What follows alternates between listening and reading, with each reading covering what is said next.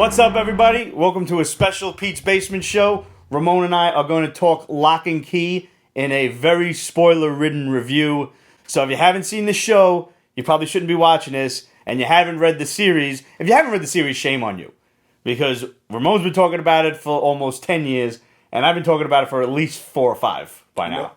I think it's my favorite non-superhero series. It's 6 books. Yeah. 6 volumes. Yes. It's about 4 or 5 books, and then they always ended off with a one-shot that would kind of give you more info about the history of Keyhouse and everything. So, I guess we could start there. Now, the books, like you said, are 6 volumes, and what I was expecting, which is probably foolish, is ideally I wanted one Netflix series per volume. That makes sense. And after rereading the series, I watched the Netflix series, then I reread it, and then I rewatched it again. Because you're Pete. Because I'm Pete. And I blame you for this. Oh. You got me obsessed with this series. You poked the piranha so much that eventually I read it and I had to eat it all up. And then I ate up more copies and more copies. No, maybe. Not a good analogy? No, it's good. Okay. I'm just like, do I want to claim blame for this? I think you should. Yeah. For once, it's not Hannah or Roger's fault. I went into it thinking the same thing. Stick to the first volume. And for the first 4 or 5 episodes, they did. I mean, you could do the first season with the first volume, but obviously you'd have to add more, which is fine. Right. You'd be a fool to expect straight from comic to film or TV. Because at this point, I think the reason that they changed a lot was because the diehard fans were then just going to know everything that was going on. So they had to change some characters up. They had to change up some events and stuff like that. And I think some of it worked, and some of it didn't work. What disappointed you? Before I get into mine. All right. Now, mind you, I finished October Faction.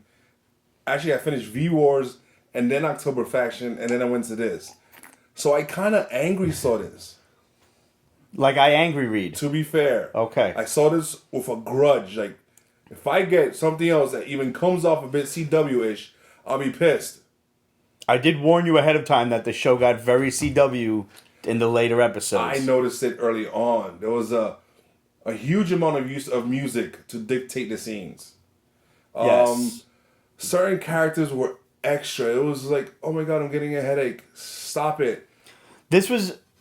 Every one of these kids was the quintessential stupid white people in the horror house. You did everything wrong. Yeah, totally agree.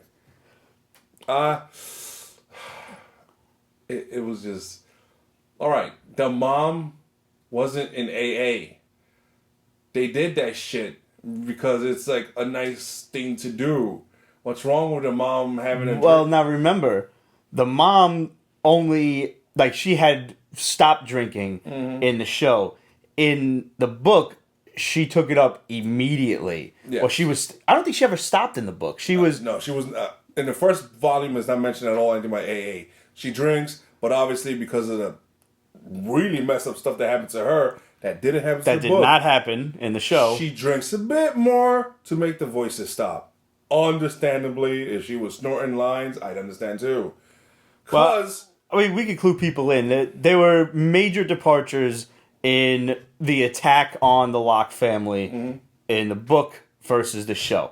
And the show really, I'm not going to say dumbed it down, it calmed it down a lot. Yes. For one thing, Rendell got shot point blank in the head. Yeah, no, it was... And they showed it. The bullet hole right through his fucking eye. Uh-huh.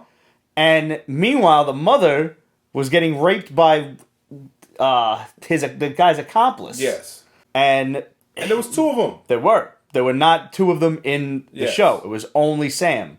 And they didn't get into... I forget what his accomplice's name was. Yeah, they didn't get into his origin. Like, why was he such a douche? But in the book, they did. Yes. He had some serious at-home daddy, mommy issues. They briefly showed the scene with his dad, but never anything further than that. No, and that would have been a filler episode that we would have accepted. I agree. I think we also needed the information that he snapped long before Dodge got her claws in him. Yes. Or see, that's something I wasn't clear about in the book, whether because Sam killed his family. There was never a younger sister for us to feel sorry for. Yeah. There was only a fucked up mom and a fucked up dad. Mm-hmm. And in the show, all we see is what we're led to believe is an abusive father. Yeah. He's a tough guy. He hates his life. He's picking on his son. And he wants his son to be a tough guy like him. So that's why he's always like, what did I teach you? Put your left arm up and swing the right hook or something, whatever he said to him. That never happened in the books, but you are established that he has a very bad home life. Yes. And he killed his family. That is never addressed in the show. And others. And, a lot of others. He went cross-country and did a lot on a murder spree. Killing, and also some other things. It was like, wow. Oh, yeah, the thing with the truck driver. Yeah, why didn't they show that? I think that would be a bit much for some people to handle. That. No, this absolutely could have been a hard R series. It should have been a hard R And they went series. PG-13 to try and attract more viewers to it. The comic book series is absolutely R. They are throwing F-bombs and everything all around town. Yeah. It's ridiculous. Sam is literally giving a blowjob to a trucker to get him further down the road, and then he stabs him in the face with the tire iron. Yeah. Then he's on a bus, and they recognize him. He thinks somebody recognizes him. Yes. They're not sure. Or he just looks like a creepy ass motherfucker. Because he does. And somebody's like, ew, there's a creepy ass motherfucker. He is horribly scarred in the book. So he kills everyone on that bus. Yes. Including women and children. And then when he gets in a boat to get to the island, yep, he literally just kills the guy. Just steals his boat, and the guy's like, so you're going to kill me now too? Yep. Boom. I'm alright with that. Yeah. Sam was... They tried, I should say. They tried to make you feel sorry for Sam in this show. At no point in the book did you feel sorry for this son of a bitch. No, at all. Nope. And I am happy, though, that the same thing happened to him in the book as the show. And that has yet to be dealt with in the show. He's still a ghost running around the house. Yes. I'm happy for it. I thought they were going to go a different route with it. I expected him to, and I was like, okay, it's excuse me. That was alright. I like some things they did change was the Key's whisper. That's not in the first volume. I thought they did call to him, and he's just looking around, and then he just finds one. He's playing with that weird fishing magnetic rod, and then he finds the head key that way. Right. It's just all happenstance because he's a little kid running around all over the place. And some of the keys are in different places. Yes. Lots of different places. Yes. And that's all right. There was one that he found in the drain. Like he stuck his hand down the drain and pulled out the key. And they don't show that many keys in the first volume. They do not. They did more in the series. Yes. So the whole series basically encompasses, I would say, heavily books 1 through 4. Mm-hmm. And then it just completely goes off the rails. Yes. First of all, there was no fire key at all. Which is a shame, because I actually like that key. I do too. That was pretty cool. It looks cool too. The gender key and the race key, and I forget if that's the real name of it, were combined into the identity key, which I like. Yeah. One key does it all. Yeah. You could be a woman, you could be a man, you could be black, white, whatever. Mm-hmm. And the race key is never addressed. Like, its power is never addressed because nobody ever shifts color of skin. Yeah. But assuming that it can do that the same way, because that was very different too in the show. Yeah. And I'm guessing it's because they didn't want to go into the racism factor of the book, which was a pretty big part. Because what's her name, Vasi, when she was crazy, she was a black woman, and she kept yelling white, and the people are thinking, oh, well, she's just a crazy old racist lady. Yeah. And meanwhile, the other reason is, as you find out later, her mind is completely empty. And it was Dodge that emptied it, not anyone else. Yeah. That is never addressed in the show. No. What happened to her? Like, she's just trapped in her own head for no reason? Yeah. That is never explained. Yeah. Dodge emptied her memory and left her with nothing but a barren white canvas, with the exception of 2 things. A picture of Dodge with a X over it, and a picture of Rendell. And that's it. they dumbed down Dodge in the series. A lot. He was a lot more evil. He was straight up evil. Like the kid they do to do the male version of Dodge has this really awesome voice. I like the casting in the series. The casting's on point. The chick, kid that they got to play Lucas, you mean? Yeah, sorry. Yes. Yeah. He is so fit for that part. Yeah. He was really spot on. I like the female too. I like Dodge. She's amazingly beautiful. Yeah. But I liked the way that she kind of really carried herself like I'm an evil bitch. Yes. And you totally believe it. Did. Yeah. 100%. I want to go back to the thing about Sam real quick because I honestly expected more out of this mirror key. That was another addition to the show, and I liked the mirror key. It was trippy. Yeah. I was like... So it's like a prison of the mind kind of thing. I thought they were going to put Sam in there.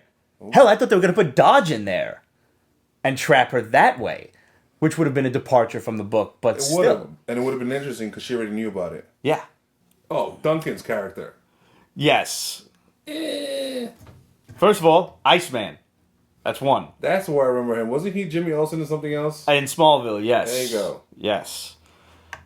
Now, they did not... They briefly mention his boyfriend or husband, whomever. They never show it. There's never any point where he leaves and goes home and Dodge follows him. And then there's the whole accident with his husband and the two drunk ladies, and then he gets hit by the car, and then Dodge takes his memories out. Because for the most part, Duncan would have remembered everything, except that he's an adult now, and that's a key factor, no pun intended. Adults cannot remember the magic. And Duncan would have remembered, but Dodge attacked him and used the head key on him and took all of the memories of Dodge and the key and everything out while he was an adult. So the idea that they would have taken every last bit of Duncan's memories because he witnessed his brother basically blast his best friend in the head with a fucking hammer. Yeah. Okay, I get removing that memory. Yeah. But why remove all of it? Because now that they find the keys dangerous? I have no idea. You know, it's... I don't know. It didn't seem right that they would remove all of it. And the fact is, there's never an explanation of why they put them in paint jars. Duncan's a painter. He's a professional painter. That's the whole point of him. I know. In the book. So, paint jars works. But that aspect of him is never addressed in the show. And for some inexplicable reason, his memories are in the backyard, buried underneath the weird tree. Some weird ass tree, which there's another new key, the flower key. Yeah. Which, do you think that was supposed to be like the thorn key? You remember when Dodge used that and the roses and and plants were going after them? That makes sense, because I was wondering how that did that. Yeah, like what? And the music box key? What the hell was that about? The music box key was part of it. When? When is that key out in the books? Way later on. That's in... I would say that's book 5 or so. Dodge actually uses the music box key on Tyler. When Tyler figures it out, that his friend... Luke? Was it? Max? I can't remember the kid's name in the book. Fake Dodge? Yeah, fake Dodge. Yeah. His friend, once he figures out that he's Dodge, Lucas, he goes after him. And then he's got the music box key. It says, just stop right there. Fuck, I can't move. You're going to tell me where you hid the Omega key. And he's like, well, the joke's on you because I'm using my head this time. And so he's like, I don't understand how you can resist the power of the music box. But he wasn't. Because the key was... That's another... But I don't want to go there just yet. Because that's further down the line. That's way ahead. Yeah. But yes, the music box was in it. Later on. Did you do that whole thing on that chick? No, that never happened. Cute. She was cute. Yes. I wouldn't say she was hot. She was just cute. No, cute, yeah. She was also like the only one with actual tits in the show. But she, I think, was supposed to mirror the character of Jordan. Remember, Tyler was trying to date that really tough motorcycle chick, and she had like a bad past with her parents getting divorced. Volume 1.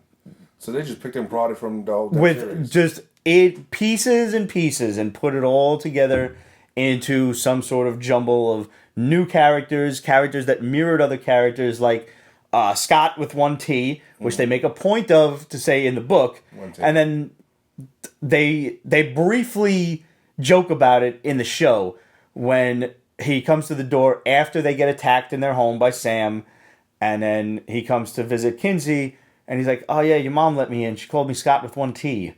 Like, that's not a funny joke because it's not addressed like it was in the book. In the book, it was pretty funny. Yeah. Because her mom calls him Scott with one T. And he was actually a white British dude, and his best friend was the black guy who was dating Kinsey. Yeah. So now they've combined him together.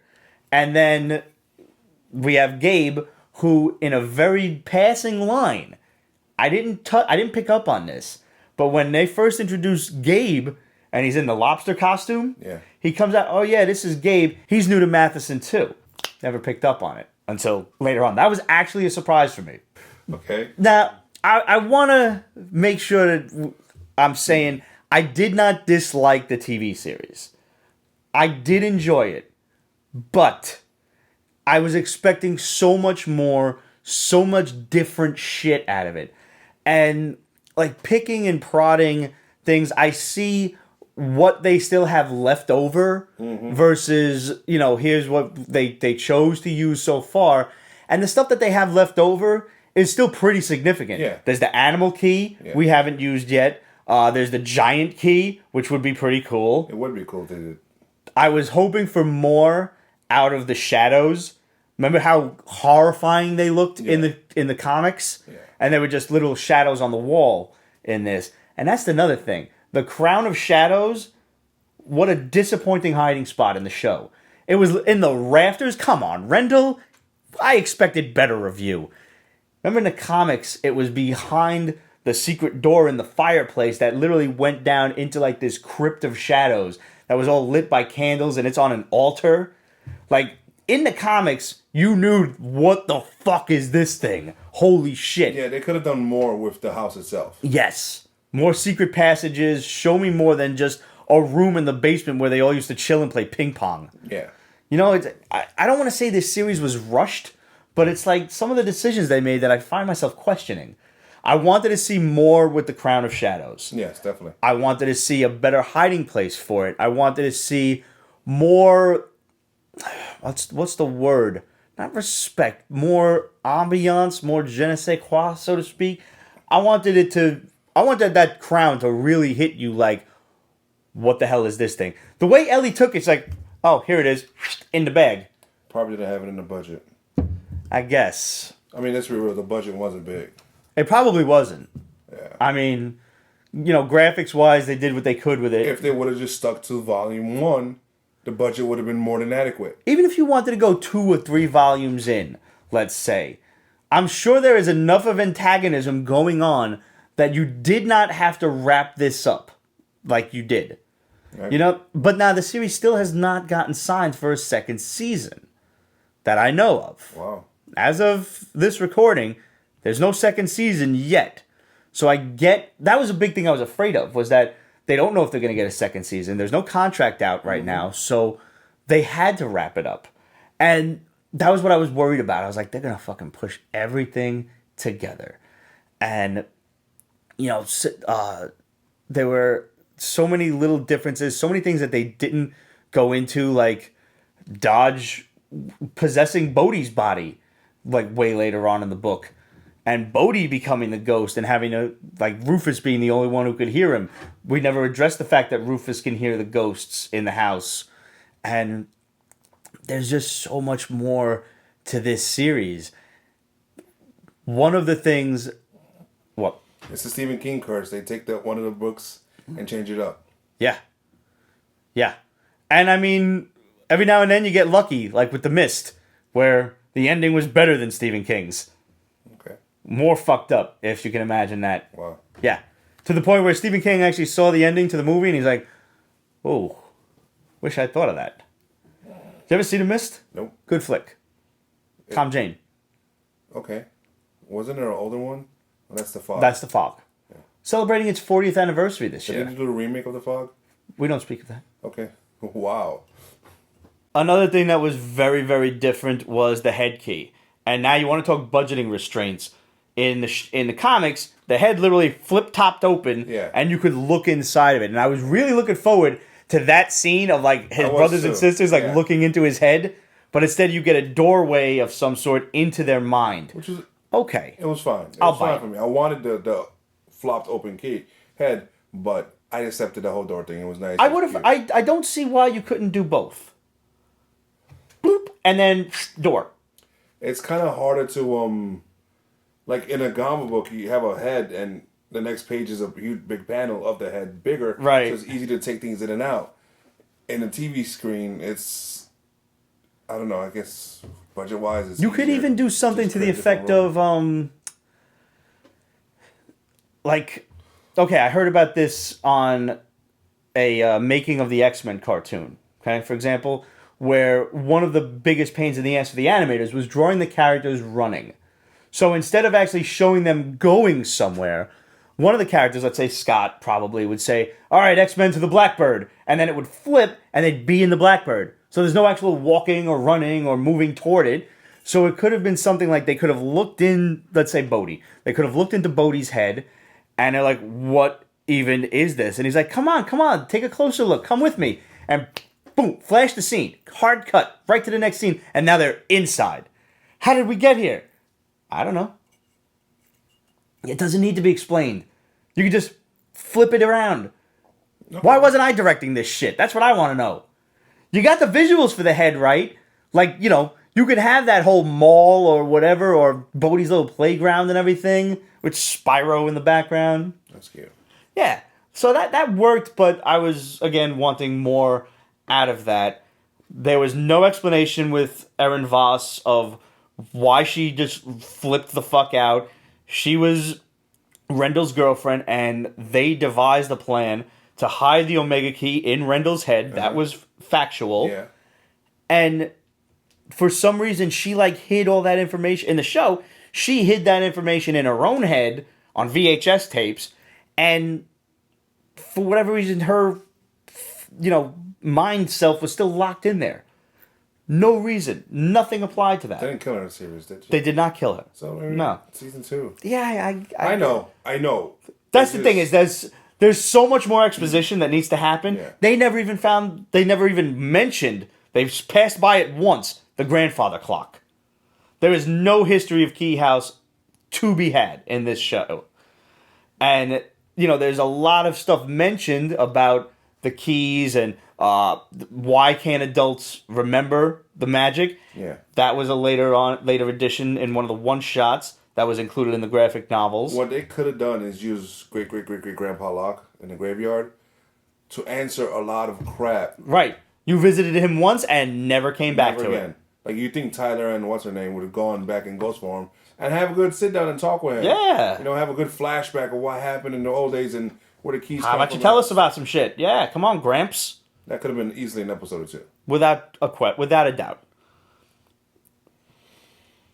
But like I said, this was not a total shit show. It was not a total loss. It wasn't. I can tell you this much. I did not expect Gabe to be Dodge. At all. I should have. Because he should have mirrored Zach. Dodge becomes Zach in the comics, and he becomes Tyler's best friend, and he starts dating Kinsey. So instead, we have Gabe. Probably to throw the readers off the track. And you did. I had no fucking clue that this kid was going to be Dodge until right towards the end. Like, you start, the second time around watching it, I started to pick up on different clues.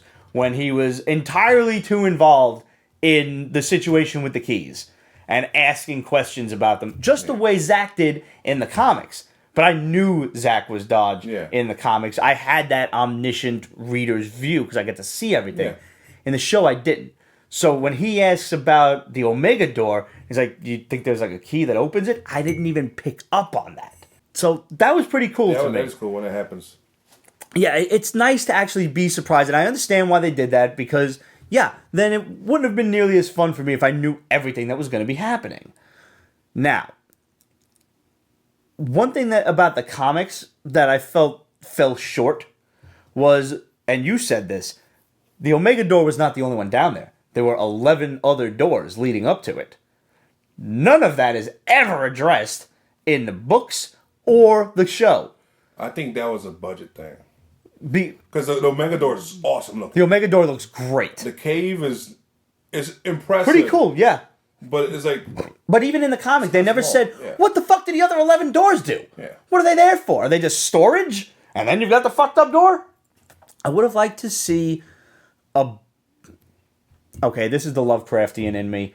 When they opened the door, I would have liked to see something besides just the infinite vastness of space and some like little nebula-looking things floating around. And the flying bullets works because that was kind of like the children of Leng coming through and how they can't actually exist in this world unless they latch onto a host. I would have liked to see how horrifying they can look when they just show the bullets missing and turning into just chunks of metal. Yeah, but that's never addressed yet either. Yeah. So I'm really looking forward to a second season, if just for that. Like, there's no mention of the Whispering Iron whatsoever, and the fact that these are how they make the keys. Yeah. They haven't figured that out yet. At least in the books, they have figured that out through the grandfather clock, actually. I want to say that's around volume 4 or 5. Only once in the show did Tyler wear his fisherman's hat that his dad gave him. I remember within that is the last piece of metal to make the Alpha Key that can free someone who's possessed by one of the children of Leng.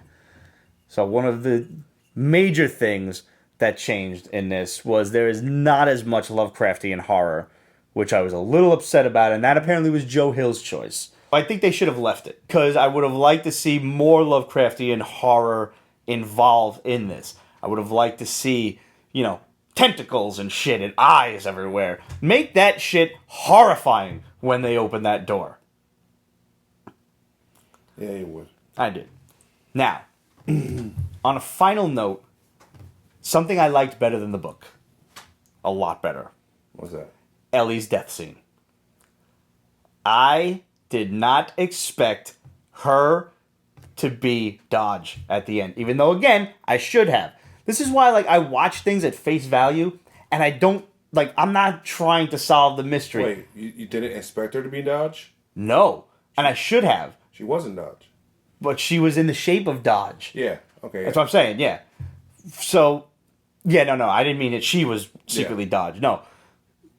I did not expect that, and I should have, because when Dodge was knocked out on the floor, and they're she okay? And they're like, well, she's breathing. She's an echo. She can't die by getting shot or killed by any conventional means, but she's breathing. We just noticed this now. She shouldn't be breathing. There's no reason for that. And that's what I'm like, but wait, what? And then I thought when they scoop her up and they kind of swing her through the door, killed her, or and whatever horrifying thing. Kudos to the actress, by the way. And at first I'm watching this and I was like, she's kind of fucking overselling this. The look of utter fear on her face as she's thrown through the door, and she's like, no! I'm like, wow, you're really just going back to your own kind. There's no reason for you to pitch a fit about it. Until you realize, holy shit, there is a reason for you to pitch a fit about it, and there's that look of fear is so well done. Because as one of the few people that remembers certain things about the keys and whatnot, she knows what's going to happen. Yeah, it's all bad. Yeah. So at the very most, she's dead. At the very least, she is now inhabited by one of those things waiting to come back through the door. And that's what I'm figuring is going to happen if we get that season 2. I did not expect this other girl to get infected by one of the little guys. Yeah. So it's now we've got Dodge and one of his crew, which I guess kind of mirrors the very last book when Dodge is Bodhi and he's letting certain people get infected by, his brothers and sisters. And they're like, well, I thought you wanted to conquer the world. He's like, yeah, I'm gonna. But it would be stupid if I just brought everybody over here. Then it would be just like that place. Boring. Now, I'm going to send over just a couple of us with just enough information that I get to be the leader. So this is like just one random demon with delusions of grandeur. And I like that. Okay, I got you. Kind of remind me of Cobra Commander. A little bit, yeah. Ignoring Galapagos. Yeah, pretty much. Yeah. That's a good analogy. Proud of you for that one. So, point of the matter is, there's a lot left to Locke and Key. I hope we get a second season, mostly because I want to see more graphics. I want to see more keys. I want to see more of the horror aspect. I want to see more of the adventures from the books. I want to see the angel key, the animal key, the giant key. I want to see the lighthouse. Okay. I am very anxious for it. There were aspects of it that were completely different. Yes, it turned into a CW show with kids just... Oh, God. This was one of the stupidest parts for me. When they were like, so, what are we going to do with this broad? She's lying asleep on the floor. He's like, well, why don't we go get the Omega key and throw her through the door? And in the back of my head, I was like, this doesn't sound like a good idea. This is... Before I learned, I can't say figured out because I didn't figure it out. Before I learned that she was, in fact, Ellie, when I thought she was Dodge, and I'm like, she's just playing possum. She's going to take that Omega key as soon as you show it. Yeah. Or as soon as you get down there. Yeah. And then they're like, oh, well, if we're going to, have to carry this demon witch, we're going to need some friends. And then they just... Like a fucking Justice League trouble alert. Everybody shows up at the house. Yeah. Yeah, that was just... It's like, hey, we heard you needed some help. And then, like, even the other girl walks in. She's like, well, I can't think of the blonde girl's name. Mm-hmm. But after she got attacked by Kinsey's fear and she's got her face scratched up and everything, she was surprisingly accepting of that. But I'm okay with that. Because I'd like to think if I were ever put in this situation... I would also be very accepting of whatever's happening. Pete's mind is scary. If you tell me, Pete, there's zombies outside, I'm like, all right, we've been training for this. We're good. Let's do this. Like, she's like, okay, demons and stuff, fine. But then she just turns around and is like, besides, you think I'm going to let some demon bitch run wild in my town? Kid, no, stop. You could not. That line should never have been attempted to be pulled off. CW show would. I know. That's the problem. And you know what else the CW show would do? What? A fucking dumb-ass group hug, like in the final minutes of the last episode. When they were just like, oh, come here, we're going to stay in Keyhouse. And the mother and Tyler and Iceman and everybody's like, and then Bodhi's like, it's not a group hug without me. You're the one who fucking started this whole shit. You almost started. It was really Ellie who started this. And this is something that... I want to address, because the book doesn't address it either. Mm. You are a 40-year-old woman, and you ain't over your relationship from high school? I mean, Al Bundy never got over high school. Yes, but he scored 4 touchdowns in a single game. She was just banging some random kid. Who got killed by, or possessed by an extraterrestrial. And they don't make Ellie's backstory legitimate enough for that level of psychosis. I agree. In the book, she was fucked up in the head. Yeah. She had a horrendous mother, a terrible upbringing, and she was not attractive. They make points of that many, many times. Whereas in the show, they got a pretty woman. Didn't Dodge sleep with her? Yeah. Like now, when he came back? Oh, I would imagine. Yeah. I could have swore. Anyways. Yeah, I would imagine so. He did in the book. Yeah. Many times. Yeah. But it was never addressed in the show, but I would still imagine so. They should have. But they made a point to call her ugly many times. So you got the idea of why she wouldn't have really moved on from the love of her life. Whereas in the show, you're just like, dude, it's kind of weird. You're a able-bodied, pretty woman. You can really do whatever you please. Mm-hmm. And they never addressed the mother aspect or anything like that. So there was a lot that it left out. A lot of character development that could have been thrown in. Mm-hmm. Yes. And last but not least, the Omega Key. Tyler hid it in the same place his father did. In his own head. In the books. In the show, they're like, oh, it's hidden in the safest place we could find. Oh, cool. They did it. They put it in his head. No. They put it in the fucking mending cabinet. Just there. Chilling. On the floor. Just in the cabinet. You can just turn the key. The door. The key. The key. Demons. Just sitting there. That's a safe spot. It doesn't even disappear. Put it in the mirror at least. Somewhere. Not in a... That's as good as me locking it in my fucking bathroom medicine cabinet. Bodhi just runs over to the mending cabinet and gets the key. Here it is. Jason says, I can see that they filmed this show and tried to sell it around to Amazon, CW, and then Netflix picked it up for a season. That is true. It went all over the place. It was supposed to be originally 2 movies, which I'm glad they didn't do. Because could you imagine how crammed this would have been then? Then Hulu was supposed to pick it up. Oh, wait. I believe it was... I think it might have been Fox first. Mm-hmm. And they filmed the pilot for that. And I'm not sure if that was the one with Miranda Lambert or not from Sabrina. The aunt from Sabrina. And what's her name?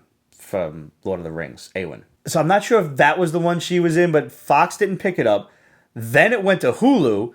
And I know there was a pilot for that. And I think that was the one with her. And also Bodhi. He was the same cast as the pilot episode. Okay. But then Dodge was different. Everybody else was different. I forget who played Dodge in the original pilot, but it's out there. I believe it's on YouTube. You can find it, or you can probably find it through other less scrupulous means. But who are we to tell you not to do that? You should do that. But yeah, and then finally Netflix did pick it up. So yeah, there was a tumultuous road to get us here. So I guess that kind of... I mean, that illustrates exactly why the budget was what it was and why... I think for whatever the budget was, I think they did a good job with it. Yeah. You know, they put it where it needed to go. I just wish that there was more. Like you said, when you saw that door, you were like, wow. Like, it didn't glow blue in the books. It had, like, it looked like giant demon keys all around it and everything. And I honestly think it looked more ominous in the show than it did in the book. Yes. Because the show it's a very basic door. Yeah. Yeah. And they even said, like, you could open the door with another key, and it won't lead you there. There was nothing about that in the show. Like, there's a one key that opens it, and what the fuck is on the other end? And we never really established why Rendell was so obsessed with opening the Omega door in the first place. But in the book, and I hope that they get to this in a second season, he wanted to make more keys. That's why he was so obsessed with getting the Omega door open, was they were going to purposefully let demons in. That's why Rendell had so much guilt about the whole thing. It was all fucking his fault. It really was. Dumbass. Total dumbass move. So, I think that about does it. I'm sure we'll think of other things that we should have brought up in this. What did you guys think of Locke and Key? Did you see the series? Did you read the books? We want to hear from you. Hit us up. questions@peachbasement.com, facebook.com/peachbasement, Instagram, Twitter, etc. @peachbasement. What did you think of the show? What did you think that they could have added to it? What did you think was stupid? We would love to hear from you, and we will read your comments at a later date. That's about it? That's about it. All right. Look forward to the unboxing of the Sideshow PCS Collectibles 1/4 scale Venger statue. So make sure you hit like and subscribe and hit that notification bell while you're at it, because we're going to have some really great videos coming your way. We'll see you in the funny pages, in the social medias, everywhere else. I don't really have a good ending. I'm just going to have my shot and say we'll see you on Thursday. Ciao.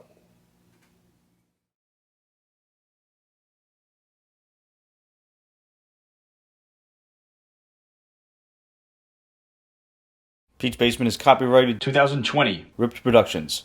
All rights reserved. So go fuck yourself.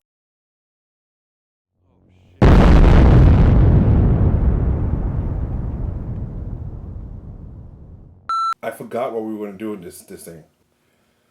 You forgot that we were reviewing Locke and Key? Yeah. I'm liking that. I feel like Taskmaster. Like, I watched Greg do it, now I got it.